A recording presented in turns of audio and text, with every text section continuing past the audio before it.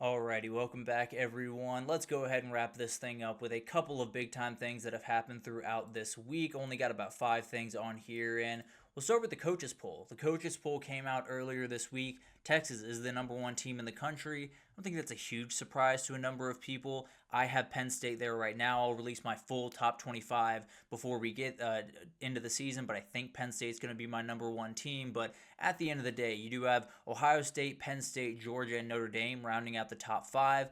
A lot of people really bullish on Notre Dame, even with the quarterback questions. You got Clemson, Oregon, Alabama, LSU, and Miami in the next five.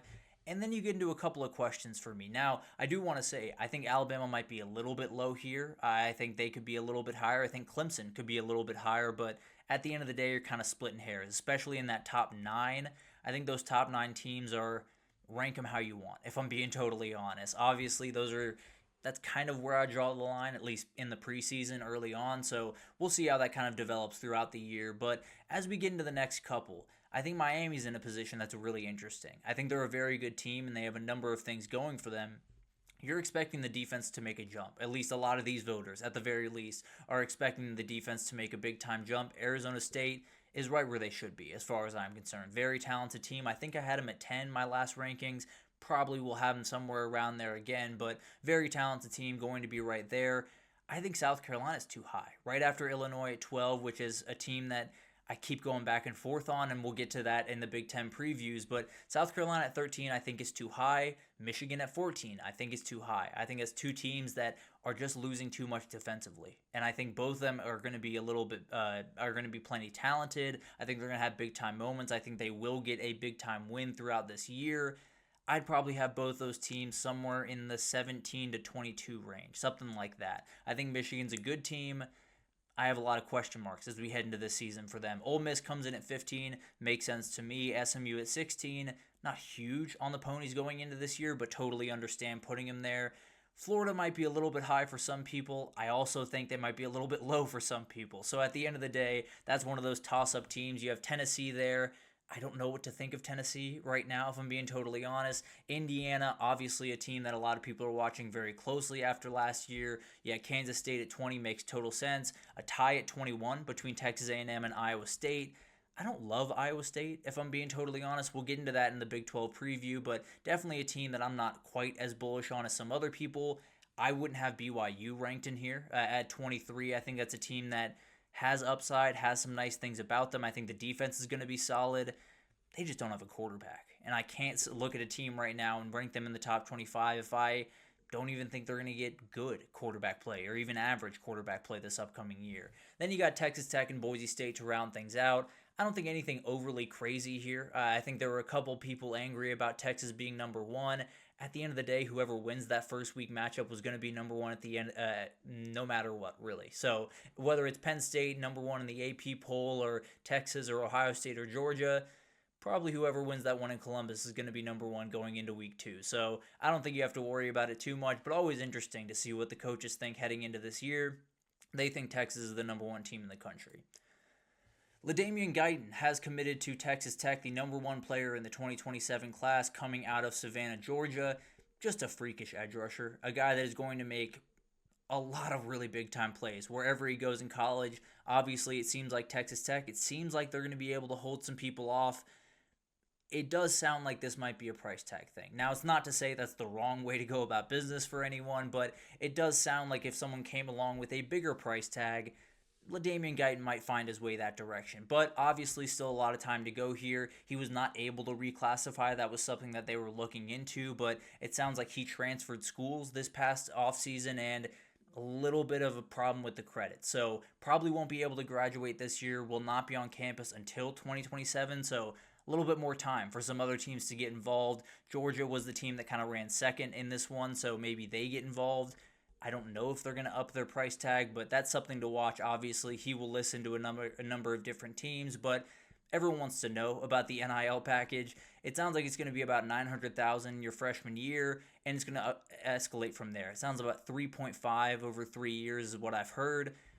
To me, that's what he's worth. I think this kid is an absolute game changer, and I think when you look at Texas Tech right now, they're making no bones about what they're doing. They're being very, very clear. Their GM is being very clear about what they're doing. they're paying guys. And they're paying guys to get into their team, and they're doing it because the hierarchy of college football is really hard to break down. It is very, very hard for one of these Texas Techs or Arizona State or a Georgia Tech over in the ACC or even a Louisville over in the ACC to break through. Texas Tech has the ability to do it because they got deep pockets behind them. And obviously, it's not the best way to recruit, maybe. It's not maybe the most desirable way for a lot of people watching. The reality is, I kind of applaud them for doing it, and especially for doing it with no question about it, with not shying away from the reality of the situation. If you were going to break down the hierarchy of college football, you need money. And Texas Tech has the money. They want to break down the hierarchy of college football, and it seems like they got the time to do it. So obviously there's still a lot of time in this recruitment. We will find out if he ends up at Texas Tech or if someone else swoops in with a bigger offer, or maybe Georgia just says, we're going to be able to develop you the best. Maybe Texas Tech doesn't play great this year and things tumble down. There's a lot of different things going into this year for Texas Tech, and we'll jump into that in the Big 12 preview throughout this week because they're under a lot of pressure. There's no doubt about that. But I think when you look at this recruitment, you can be mad that Texas Tech is paying guys. You can be mad about the state of recruiting right now. The reality of the matter is, if Texas Tech did not do this, there was very little chance that they were going to be able to find their way back up to the top of college football. That's what they want to do, and they're doing everything they can to do it. So I respect them, especially for doing it with no bones about it. I respect the way they're approaching this, and I think it's a team you're going to have to watch. Obviously, still a lot of work to do on the football field, but off the football field, very few teams doing it better than Texas Tech right now.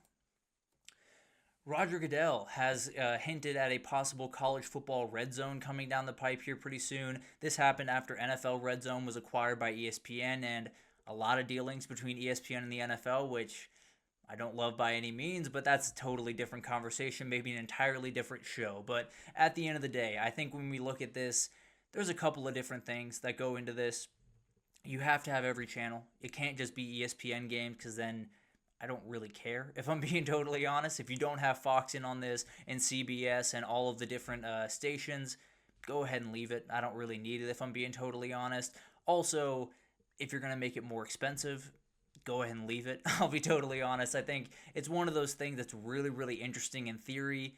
If you don't have everyone coming together, all the different TV providers coming together to make this happen, it's probably not going to be all that great of a product. I'd love to believe that it would be a great product, but they tried this a couple of years ago. It didn't really work out because it was only the ESPN games and because it wasn't all that easy to find at different times. So it's going to be interesting to watch that develop, no doubt about it, and obviously would be a really cool thing to hear. I think the execution of it might leave a little bit to be desired. But obviously, we'll talk about it in time. Hopefully nothing too crazy comes of this. Archie Manning set the record straight when we were talking about Arch and the draft. A lot of people think that Archie Manning is going to walk out the door after this year at Texas. Now, if you're listening to people covering Texas football or Arch Manning or Steve Sarkisian or just about anyone around this situation, you would know this isn't really news. At the end of the day, Arch Manning has been pretty much 10 toes down since he's gotten there, that he has no intention of leaving early. And a lot of that has to do with the amount of money he's going to make this year. It sounds like that number is hefty, very hefty at the very end of the day. A lot of that comes from places outside of Texas, which is a big thing to keep in mind when you talk about, the revenue sharing deal and you only have $20 million to go around. Let's say Arch Manning makes $10 million this upcoming year, which sounds like it could be the number. You could argue about $9 million of that is coming from totally outside of Texas, where he's doing deals with Canes. He's doing deals with different companies. I know he has one with Red Bull as well. So this guy's going to make his money. There's no doubt about that. And especially coming from the family he comes from, money's not going to be the issue. So it sounds like they're very serious about this. It sounds like they really want their guy to start. I believe the number was 26 games is kind of the number that they've set in the Manning family for how many college starts they want before they move on to the next level. If Arch Manning plays this year, he'll be somewhere around 15. Obviously, would have to play another year to get to that 26 mark. Now, some of this stuff can change. There's no doubt about that. Maybe if he wins the national title and the Heisman, things change really quickly. Colin Cowherd would tell you that would absolutely change things. At the end of the day, the Mannings have been pretty steadfast in this. Whether you want to go back to Peyton or Eli or any of the different examples, they've been pretty 10 toes down on the idea that you are going to do your time in college. You're going to sit behind who you need to sit behind. You're going to take your lumps, and then you're going to play the entirety of your career at that school. It's going to be an interesting thing to watch. People will talk, there's no doubt about that, but unless you're hearing it from a Manning family member, I'd probably leave it by the wayside. It's probably just noise at this point. I think he's going to be back at Texas in 2026, and I think it makes for an incredible draft class in 2027, but obviously that can be talked about in time. We do not need to get ahead of ourselves at all, but it sets the record straight on something that you probably could have had the record set straight if people were just listening a little bit better, but at the end of the day, will be interesting to watch that unfold, and the talk is not going to go anywhere. I can promise you that.